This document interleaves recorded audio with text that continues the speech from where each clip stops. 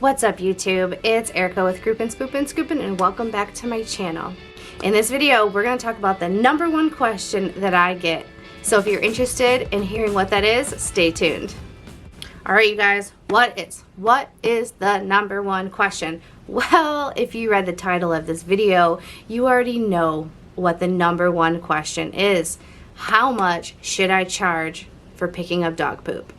This is seriously such a complex question. I remember when I first started my business, this was something that I really struggled with. I struggled with this up until probably about 6 months ago. Like, how much should I charge? Am I charging too much? Am I charging too little? Do I want to be the high baller guy? Do I want to be the low baller guy? Do I want to be somewhere in the middle, the sweet spot? Well, after doing a lot of research and investigation and trial and error and talking to other poop scooping companies, I realized that being somewhere in the middle of what your market allows typically will land you the job.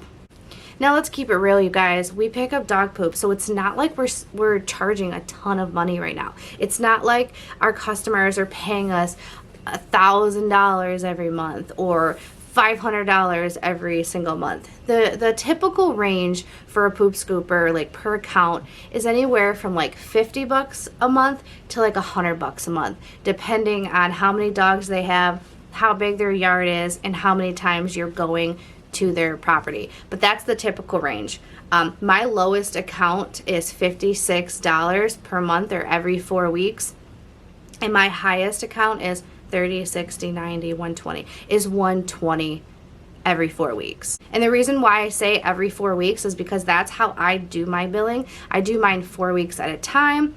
I used to bill per month, and then those couple months that had 5 weeks in it really messed me up because of my verbiage and how I had things worded. I lost out on those extra weeks, and I think it ended up being like almost $2,000 that I was losing out.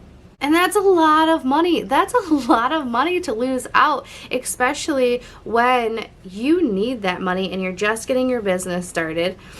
So I had to get smart. I had to figure out my verbiage. I had to figure out how I wanted to do my billing, if I wanted to do it every 4 weeks, or if I wanted to do it on the 1st of the month, or the end of the month, or the 15th of the month, or whenever my customers started their service. Is that when they were going to get their billing started?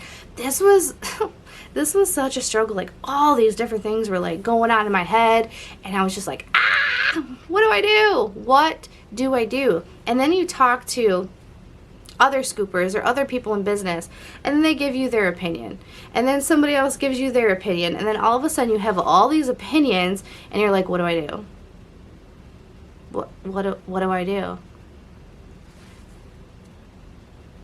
You need to do what's easiest for you, what makes sense in your brain, and what you feel is right for your business. Okay? At the end of the day, you're the one that's running your business. You need to figure out what's going to work best for you. Now, with that being said, I'm going to tell you guys what has worked best for me and what I like and the process that I went through to try to figure out my pricings. I think the first thing that you need to figure out is how you want to accept your payment. What's going to be the easiest for you? Do you want to accept cash? Do you want to accept credit card? Do you want to accept PayPal, Venmo, Cash App, email transfer, Apple Pay, what else is there? Facebook Pay. There's so many ways that you could possibly get paid, which is awesome. Like, that's totally fantastic that there are so many different options. But it becomes super overwhelming when you're trying to do your books and you're like, wait a minute, I gotta check all these different avenues to make sure that people paid me. My suggestion is narrow it down to 3. When I first started my business, I would accept any form of payment that somebody wanted to pay me. If they wanted to pay me via cash, via check, via PayPal, email transfer, carrier pigeon, I was accepting it because I really just wanted to get paid. But as the business has grown, I've had growing pains and realized that that is not the best idea, because now that I have a team, which I have employees going out and scooping, having to communicate with them and the customer to pick up the cash or pick up the check or wherever they may have put it. They said they left it here, they left it there, but then they forgot about it because something happened and they had to run out the door. And then my employee is texting me and I'm like, okay, let's make a note of it. We'll get it next week. And then I have to make sure that I stay on top of that. And it's just a lot of extra steps that I'm not interested in. But having said that, I know a lot of other scoopers don't mind it. They're like, it's easy, it's not a big deal. And that's what works for them. So if that works for you, then go ahead and do that. But I am a fan of a credit card on file type system. Now, I do have a couple customers that are a little bit older that pay cash. It's less than a handful. I have one woman that writes me a check, and then I have a handful of my originals that still pay me via PayPal and Venmo and Cash App. I don't really like it. That's something I need to work on in my business myself. It's a work in progress. Now, another question that I get asked often is, how do I accept credit card payments? Up until recently, I used Square Processor, and it is a very well-known, reliable type credit card processing company that I absolutely loved. I used to use this in my jewelry business, so when I started my poop scooping business, I started using it. It's so simple and so easy to use. It's like set it and forget it. I can honestly say that I've never had any problems with the system. If there was ever an issue, it was something that I did on my end. It was operator error. As of recently, I am in the transition from Square over to Jobber. Now, Jobber is a CRM. Now, for those of you that don't know what a CRM is, it's a customer relations management software. Now, this has my customer info and profiles in it. I can create invoices and work orders. What am I doing with my hands? All right, I'm done. I'm done with that. I can send out bids. I can do my routing, and then it has a lot of other features that I have been looking for, and I have been wanting all in one. That was the one issue with Square, is you could put people's email addresses and you could put their phone numbers, but you couldn't build a customer profile.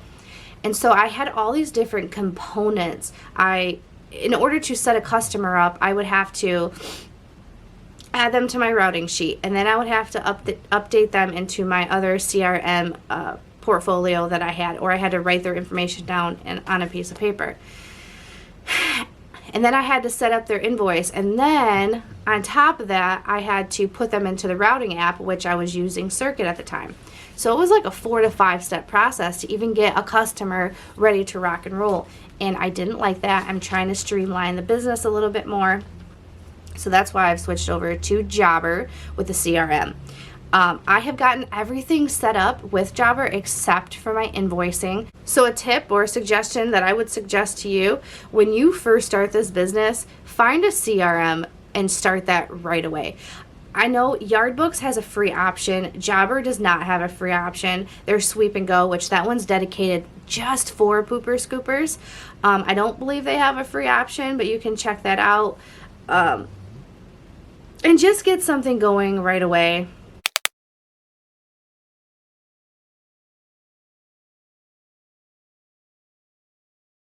Just in case you want to become bigger than an owner-operator, you have the option to, and the transition will be a lot easier, because right now I am struggling and I'm like, why didn't I do this sooner? Why was I being such cheap butt in the beginning? Mainly because I didn't have a lot of money in the beginning. Not that I have a lot of money now, but I got a little extra.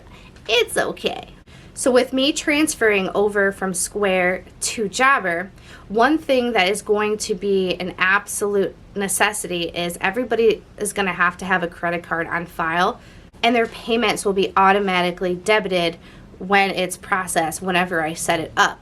With Square, A lot of people did have it automatically debited out, but then a lot of people also just had like an invoice sent to them, and then they would just pay it late. So at any given time, I am owed between $1,500 to $2,000 at any given time, and it makes me mad. So I'm not doing that anymore. So I'm transitioning everybody over. It's going to be automatically debited out. Is this going to cause a problem for some customers? Yeah. Yeah, it's going to. Am I probably going to lose some customers? Unfortunately, yes, I'm possibly going to lose some customers. And I understand that. And do I want to? No. But do I also want to be chasing down payments all the time and constantly reminding people and then pausing their service and then having to re-put them back on route? As much as it might suck to lose some customers, I think moving forward, this is the right way to go. How do you set your pricing? How do you set it?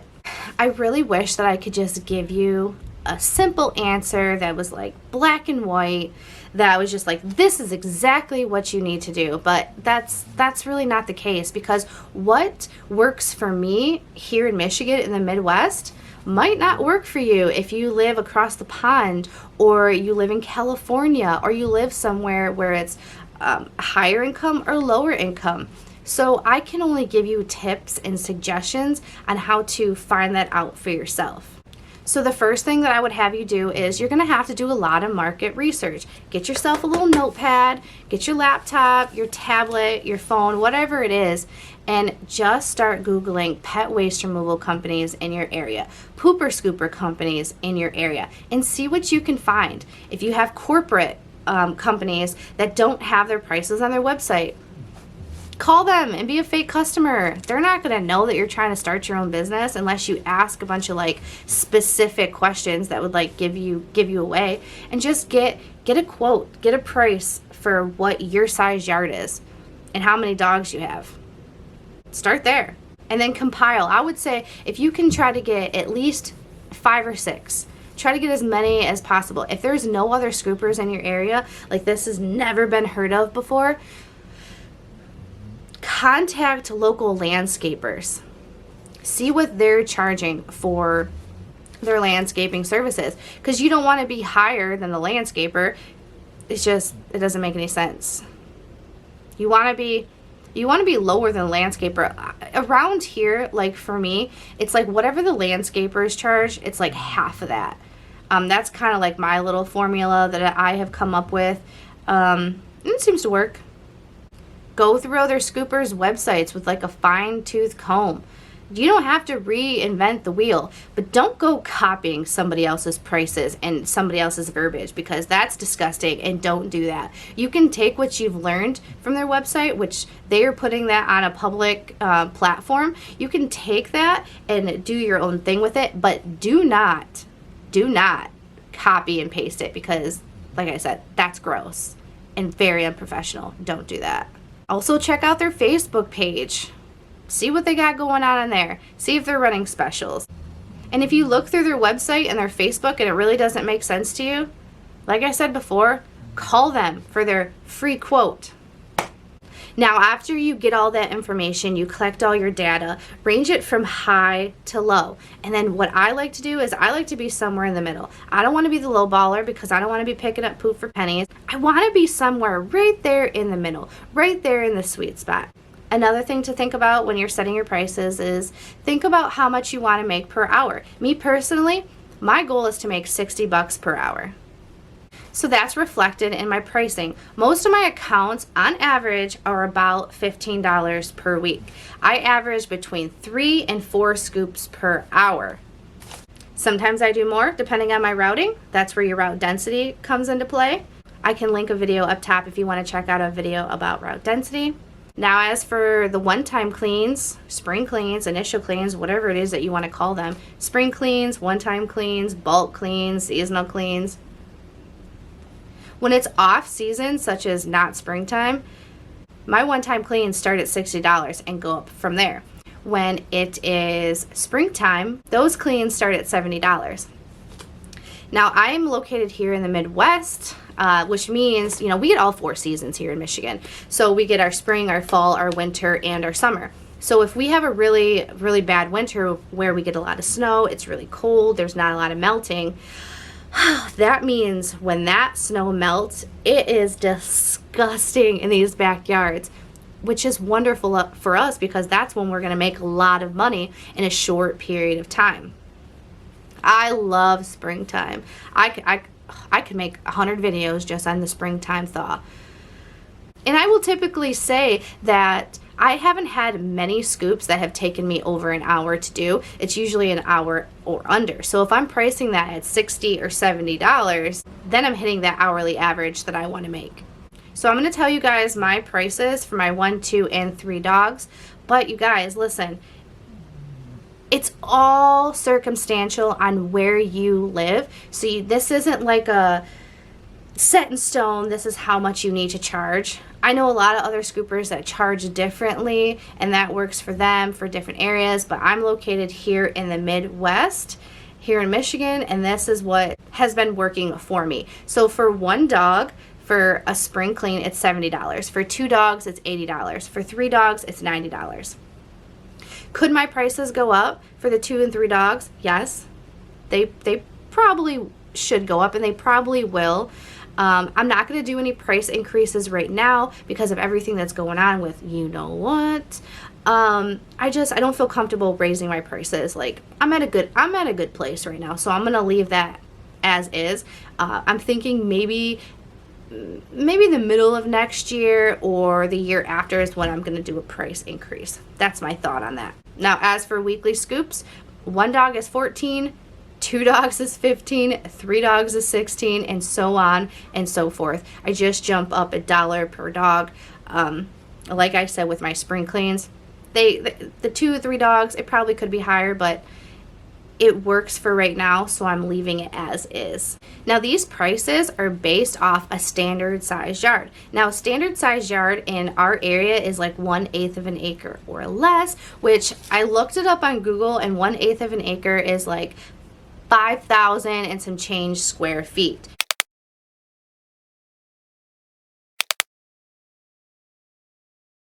You might also want to check and see like what the average yard size is in your area. Now I book my cleans out. My weekly cleans are booked out for 15 minutes, and my one-time cleans are booked out for an hour.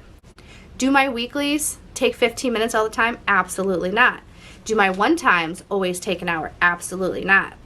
But sometimes some of them take longer and some of them take a lot less. It's kind of like you win some, you lose some, but for the most part, you come out right smack dab in the middle, all is good. Now, if it's a larger yard, I know to book extra time, especially on the weeklies. I have a handful of weeklies that I actually book out for a half an hour, and I charge accordingly for that. Now, there are exceptions to my pricing. Now, say for instance, there's a difficult yard, there's a difficult customer. Or say for instance, I get to the yard and there's always a hassle, like the dogs are outside or something's going on and I have to wait outside for them to get home to unlock a gate or whatever it may be. I'm charging extra for that. Like I'm charging extra for my time. So I do have some yards that every week, 20 bucks. It's just how it goes. It's $20.